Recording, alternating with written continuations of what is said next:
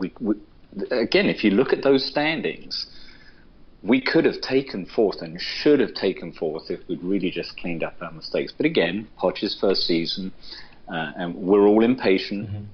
We all have high expectations of performance and expect things to be done in a flourishing style. And it didn't happen, and we get antsy about that and throw darts at whoever's the closest. And we have the opportunity now to reflect on the whole season and not just the previous couple of weeks, which we've been doing ourselves throughout the season. Now we can really sit back, evaluate what happened, and pinpoint where we need that improvement and where we could have done better. And it's easy when you can stack everything up and say, well, these are the what ifs. And we talked about a great season, a good season, a successful season, and what merits that. Once I think we did that probably back in February or March when we reached the the Capital One Cup final. And granted, we end up empty-handed again. We're in fifth, but it certainly is not a bad season. I think we've got some things to look back on and be proud of. Reaching a final is always great. Granted, you want to win them. Harry Kane scoring 31 goals is phenomenal. That's the success story of the season. And for anyone to exclude him from their team this season, Paul Mariner, is criminal, because he certainly, I think, had a better season than Costa. Costa played half a season. Harry played half a season, but Harry's ended in style and Costa's ended on the treatment table. Yeah. And, for a new manager to take us to fifth, there's nothing wrong with that. Plus, we had a Rabona, right? We did have a Rabona. What a goal that was. We're going to give it an A+? No, but it's definitely a B+. Yeah, no, but if I would have told you at the beginning of the season that you're going to get fifth, I think you would have said, all right, okay. That would be nice, because, again, we want to get fourth, but I don't think anyone really... Well, we did. After we stuffed Chelsea and after the North London derby, I remember sitting and saying, we're going to get fourth. Well, no, I think we thought we could. Yeah, we knew that was going to be a task, but we felt that the whole... We felt we had the man, and we felt the chemistry was such that wasn't that unrealistic. If we'd played the football, the balance of the season that we played on February the 7th, we would have got fourth. Yeah. Because we would not have lost to Villa at home. We'd have beaten Burnley away. Would have given United a run for their money when we went to Old Trafford. So, but it is what it is. But the complexity. And speaking about what it is, the complexities that Pochettino inherited, a pretty big squad with just one of the biggest discombobulated group of players that we've had in here. It was sort of everybody's perfect player that never really gelled into this working group. Then he's got all these cups that he's in, and Europe, traveling, getting players in. So those things are. I know there's lots of people that were disappointed with fifth and that we didn't win a cup and didn't go farther in the FA Cup and things like that. But I don't know. The season is a very complex beast, and he inherited a situation that wasn't his. So he's got no excuses next year. He's going to be given time. He's got a core group of players that I think that he can build something around, and it's all about the summer. But it certainly wasn't an unenjoyable season. It was frustrating at times. There was rapturous joy at times, and now that we have fifth, and that Liverpool's payroll and player value is probably much higher than ours. Southampton, not so much. I would love to see somebody come up with some kind of algorithm or mathematical equation that can say your overall club player value is X, your weekly salary is Y, and your position that you finished in the league is this, and it's the dead accuracy of what it is right now. But when you combine the total worth of your players and the total payroll that you have for those players and bounce it off of the finishing position, I would like to see how that would reshuffle, to see if we would actually, because I think we would definitely move up in the table in that regard. I think it was actually Richard Cracknell had put something out, Crackers, on Twitter, that if you look at the actual value of teams and you have these mega teams that are above us, $500,000 a week for Rooney and just ridiculous wages that United pay for their players. If you take the time to probably do the math, we won the Premier League this year. I thought that was a pretty profound statement by him. I don't know if it's dead accurate. I would love to see what that would actually work out with. How it would work out if you actually did the math on that. Player value, player salary versus your actual finishing position, and then readjust your finishing position based on those financial numbers.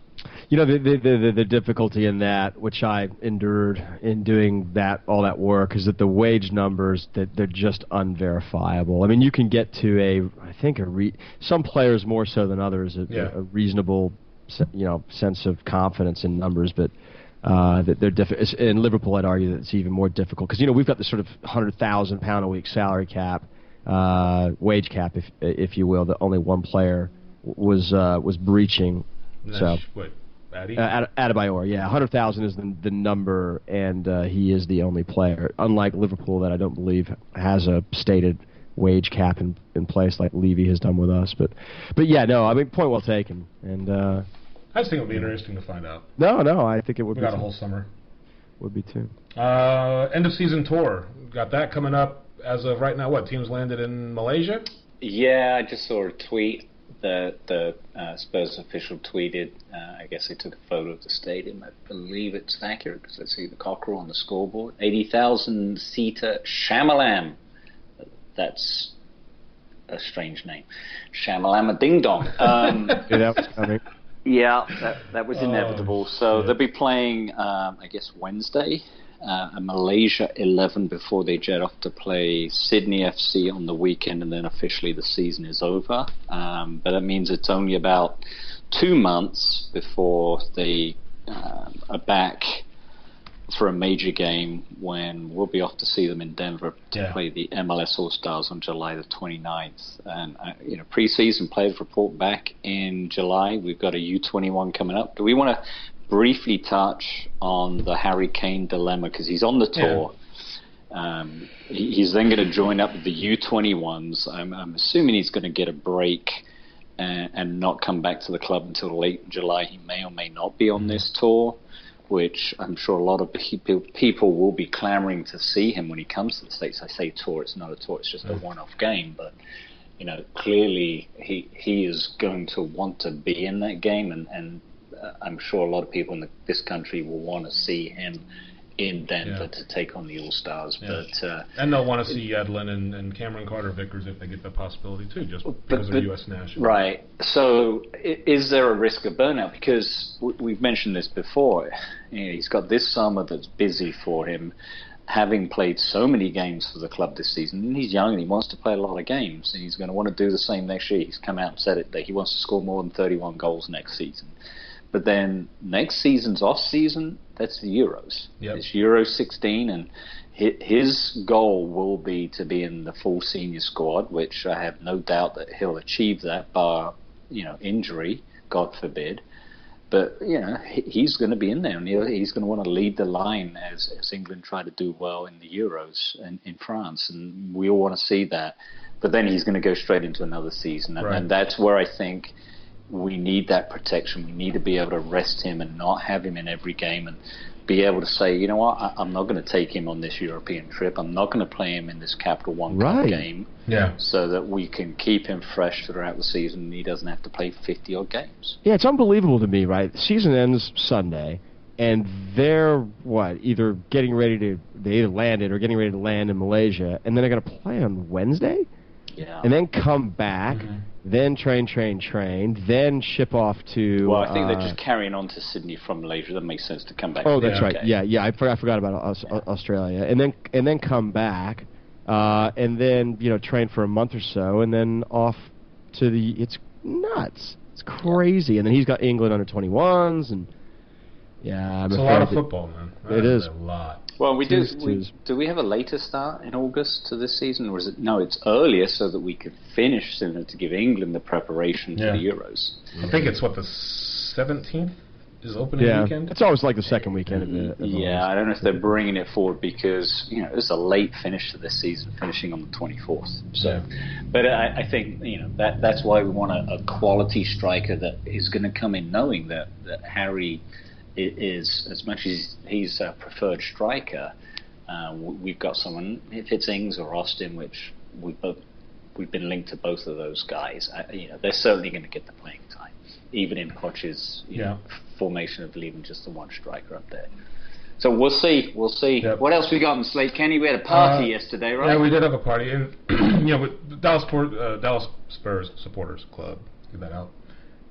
We had our end of season party. Had a lot of giveaways and gifts and a raffle, and had a lot of people at our pub. I'm hoping that a lot of the other supporters clubs, you guys that are listening, San Diego, LA, New York, Atlanta, Orlando, Seattle, Chicago, all across the states, and even over in Europe and other places, that you guys were able to have an end-of-season party.